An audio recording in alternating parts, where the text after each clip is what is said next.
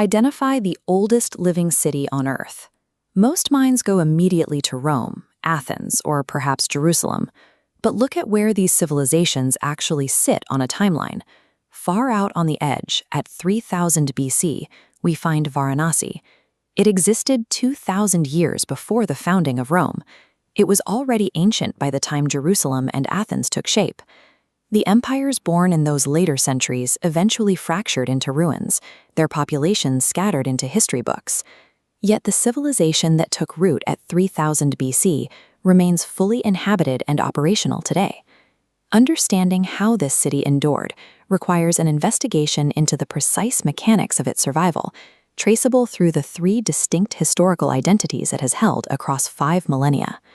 The first pillar of survival is pure, unalterable geography. To endure thousands of years of famine, war, and collapse, a city requires a physical advantage that cannot be moved. 2 rivers, the Varuna and the Asi, flow eastward to meet the massive Ganges. Wedged between these convergence points sits Varanasi. The meeting of these waters carves a sharp crescent moon curve into the western bank, creating a deep, natural harbor elevated above the floodplains. This harbor became an inescapable junction for the major trade routes of the ancient world. Before paved highways, absolutely every merchant moving through the region had to pass through this specific crescent. Massive volumes of grain, silk, and spices anchored the economy.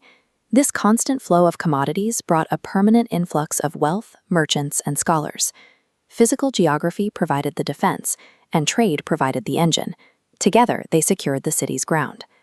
While geography protected the ground, the city's second identity, Kashi, protected the culture. This is the city of light, where survival shifted from the physical earth to a powerful spiritual armor. In the geography of the Hindu faith, these streets represent the literal, earthly residence of Shiva, a paramount deity of the world's oldest living religion. Ancient Hindu scriptures, the Puranas, describe an extraordinary defense. When the apocalyptic flood arrives to swallow the world, Shiva will physically lift Kashi above the rising waters on the prongs of his trident. This mythology created a profound psychological bond between the people and the land.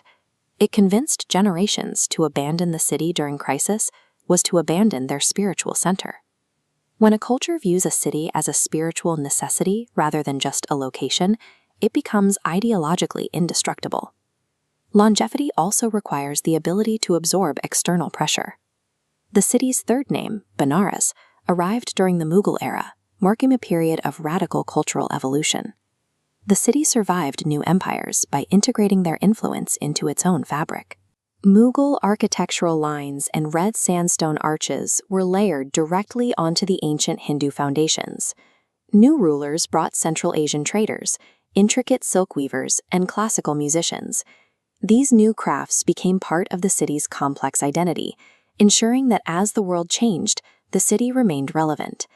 Benares proves that while rigid structures break under the weight of time, adaptable ones become eternal. 5,000 years of survival happened because this city sits at the exact intersection of perfect geography, continuous trade, and unyielding faith. It stands as a monument to human continuity, proving that civilizations can endure indefinitely.